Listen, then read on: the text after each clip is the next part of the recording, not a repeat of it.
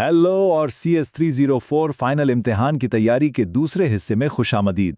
इस बार हम लेक्चर 30 से 40 तक के सबसे अहम और कभी-कभी मुश्किल लगने वाले कॉन्सेप्ट्स को बिल्कुल आसान बनाने वाले हैं। तो चलें शुरू करते हैं। तो मकसद बिल्कुल सीधा सा है, मुश्किल चीजों को आसान बनाना। हम इन तमाम पेचीदा आइडियाज को लेंगे और उन्हें ऐसे सुलझाएंगे जैसे कोई उलझे हुए धागों को सीधा कर रहा हो, ताकि हर चीज बिल्कुल वाज़ेह हो जाए। अच्छा, तो आज हम क्या क्या देखने वाले हैं? सबसे पहले हम एडवांस्ड इनहेरिटेंस के अमली इस्तेमाल पर बात करेंगे।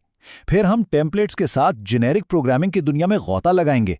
इसके बाद हम पॉइंटर्स, कर्सर्स और इटरेटर्स के दरमियान अहम ताल्लुक को समझेंगे। और आखिर में इन सब को इम्तिहान के लिए एक जबरदस्त टूलकिट में इकट्ठा करेंगे। तो सबसे पहले बात करते हैं एडवांस्ड इनहेरिटेंस की। देखें, ये सिर्फ किताबी बातें नहीं हैं, ये इस बारे में है कि हम हकीकी दुनिया के पेचीदा निज़ामों को कोड में कैसे डालते हैं। आइए देखते हैं कि ये अमली तौर पर कैसा लगता है। लेक्चर 30 की वो पेरोल एप्लीकेशन याद है? उसमें हमारे पास मुख्तलिफ किस्म के मुलाजिम थे। कुछ सैलरीड थे, कुछ आवरली और कुछ कमीशन्ड।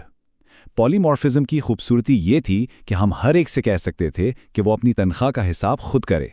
मेन प्रोग्राम को इससे कोई फर्क नहीं पड़ता था कि वो ये कैसे करते हैं। इसी चीज़ ने सिस्टम को लचकदार बनाया। कल को अगर हम एक नई कॉन्ट्रैक्टर किस्म भी शामिल कर दें तो सिस्टम बगैर किसी तब्दीली के काम करता रहेगा।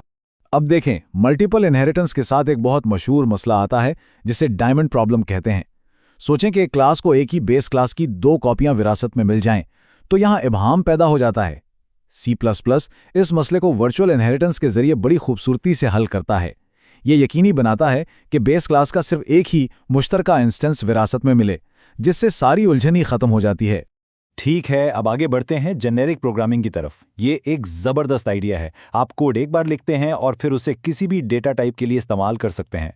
C++ में इस जादू का नाम है टेम्पलेट्स। तो आखिर इसकी ज़रूरत ही क्यों पड़ी? सोचें ज़रा। आपको इंटीजर्स को तरतीब देने के लिए एक फंक्शन चाहिए, फिर एक और फंक्शन डबल्स के लिए और शायद एक और स्ट्रिंग्स के लिए। मंतिक तो बिल्कुल वही है, लेकिन आप बार बार कोड लिख रहे हैं। ये न सिर्फ वक्त का ज़िया है, बल्कि इससे गलतियां होने का भी खतरा है। यकीनन इसका कोई बेहतर तरीका होना चाहिए। और वो बेहतर तरीका है जेनेरिक प्रोग्रामिंग।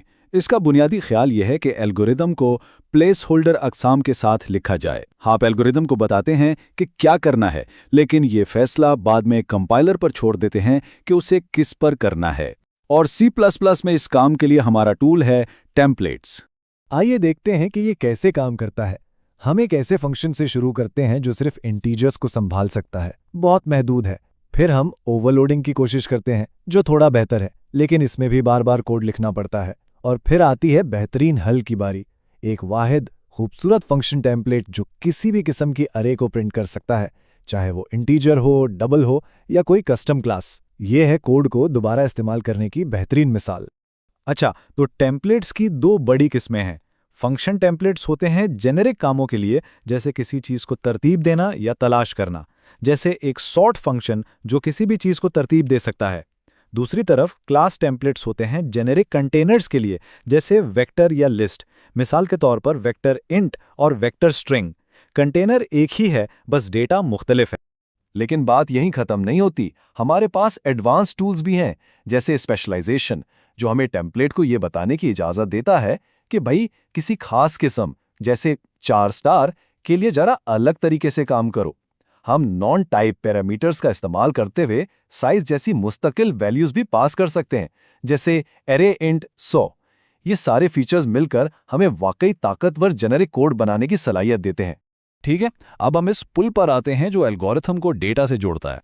पॉइंटर्स, कर्सर्स और इटरेटर्स। ये वो तस्वर है जिसकी वजह से पूरी स्टैंडर्ड टेम्पलेट लाइब्रेरी यानी STL मुमकिन हो पाती है।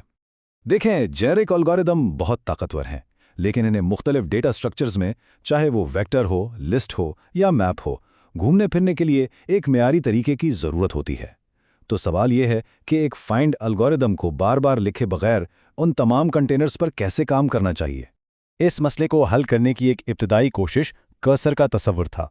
इसे एक स्मार्ट पॉइंटर समझ लें। ये कंटेनर में किसी चीज़ की तरफ इशारा करता है, लेकिन ये इस बात को छुपा देता है कि डेटा असल में एक अरे में है, एक लिंक्ड लिस्ट में है या कहीं और। ये एल्गोरिथम को कंटेनर की अंदरूनी साख्त से अलग करने का पहला कदम था। और ये हमें लाता है आइटरेटर्स की तरफ। आइटरेटर कर्सर का एक ज़्यादा मायारी और मजबूत वर्जन है।